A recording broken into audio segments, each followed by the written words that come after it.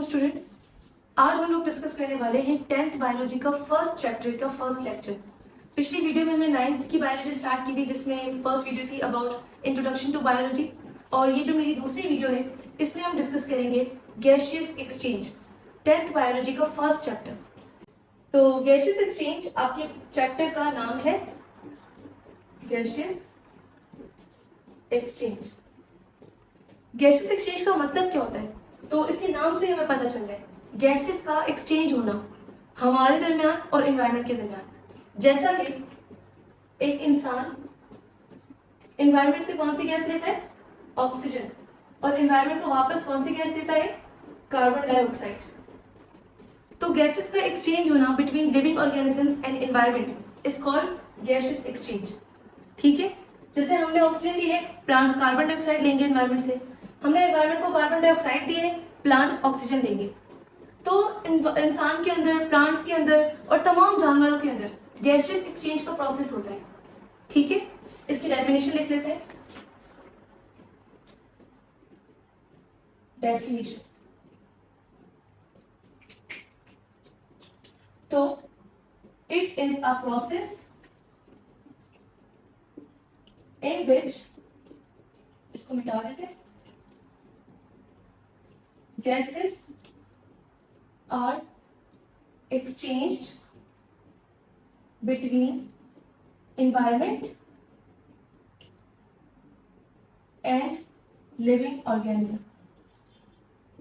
कि environment के और living organism के दरमियान gases का exchange होना is called gaseous exchange। gaseous exchange, ठीक है। गैसियस एक्सचेंज जो है वो प्लांट्स में भी होता है और एनिमल्स में भी होता है। इस पॉइंट को लिख लेते हैं। It occurs in both animals and plants, लेकिन हम लोग जो है वो सबसे पहले डिस्कस करेंगे इन प्लांट्स कि गैसियस एक्सचेंज प्लांट्स में कैसे होते हैं। एक बात मैं आपको बता दूं जो आपको पता होनी चाहिए कि प्लांट्स गैसियस एक्सचेंज करते हैं ताकि उनकी बॉडी के अंदर दो प्रोसेसेस हो सके। ठीक है, प्लांट्स डू गैसियस एक्सचेंज ताकि उनकी बॉडी में दो प्रोसेसेस हो सके। Plants do gaseous exchange for two processes, और वो दो प्रोसेसेस आपने सुने ही होंगे और आपको पता होंगे। सबसे पहले हमारे पास फोटोसिंथेसिस एंड सेकंड है हमारे पास रेस्पिरेशन। तो ये वो दो प्रोसेसेस है जिसके लिए प्लांट्स को एनवायरनमेंट से गैसियस एक्सचेंज करना पड़ता है। Is that clear? अब गैसियस एक्सचेंज को डिस्कस करने के बाद हम पहला प्रोसेस जो डिस्कस करेंगे वो है फोटोसिंथेसिस, कि प्लांट्स फोटोसिंथेसिस कैसे करते हैं, फोटोसिंथेसिस क्या होता है। वैसे आपके बुक में बहुत डिटेल में नहीं है, बट हम इसकी थोड़ी सी डिटेल को समझेंगे ताकि आपको ये दोनों प्रोसेसेस भी क्लियर हो जाए। सो फोटोसिंथेसिस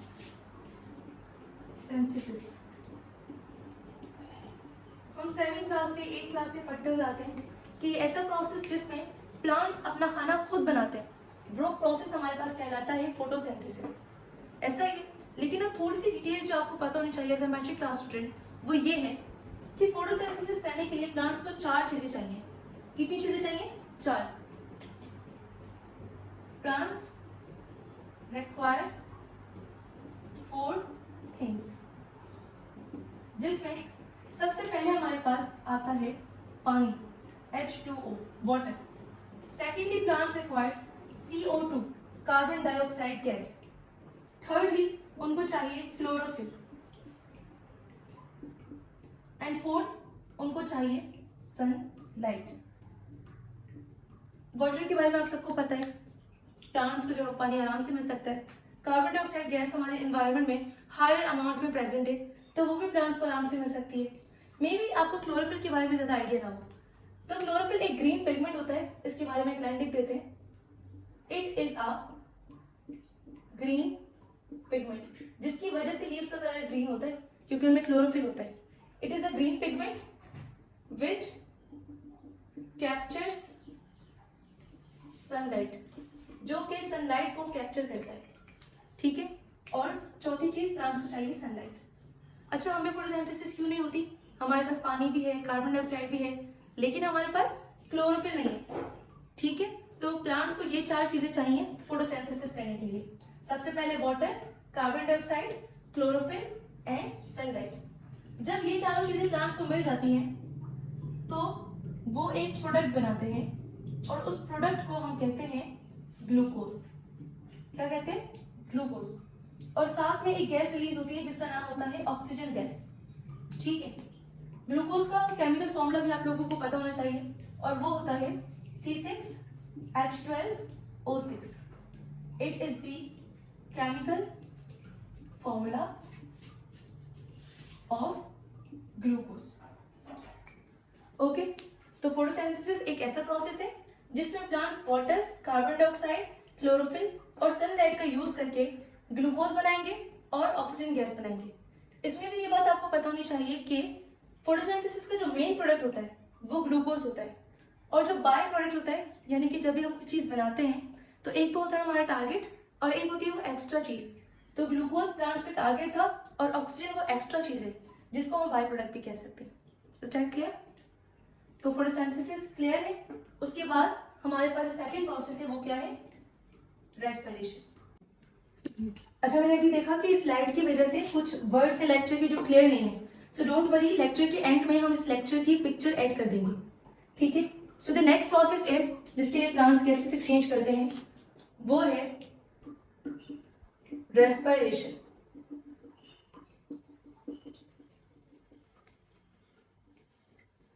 तो रेस्पिरेशन एक ऐसा प्रोसेस है, पहले इसको बताने से पहले मैं आपको ये बताऊं कि प्लांट्स ने ग्लूकोज बनाया।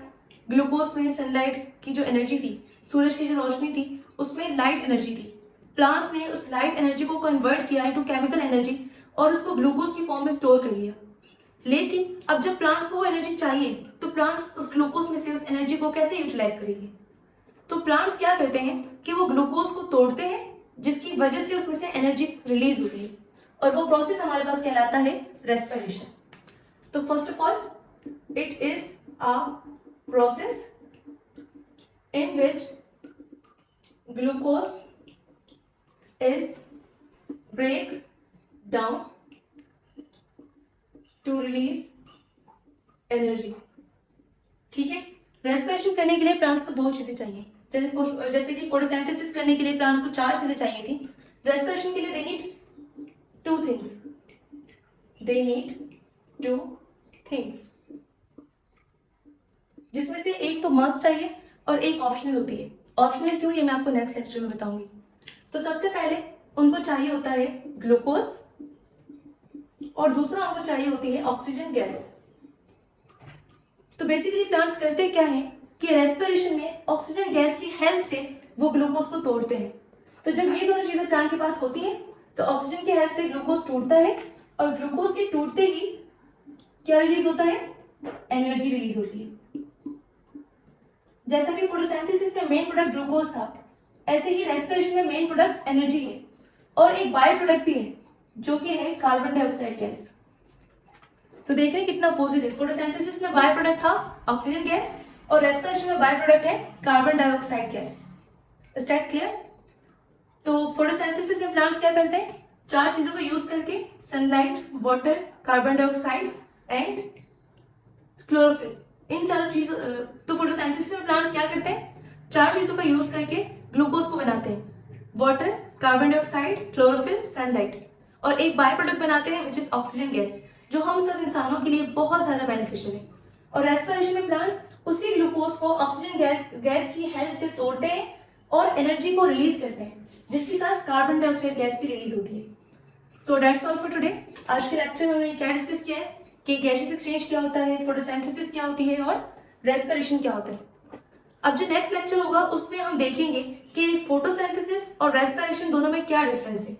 So the next lecture will be about the difference between photosynthesis and respiration, या comparison between photosynthesis and respiration.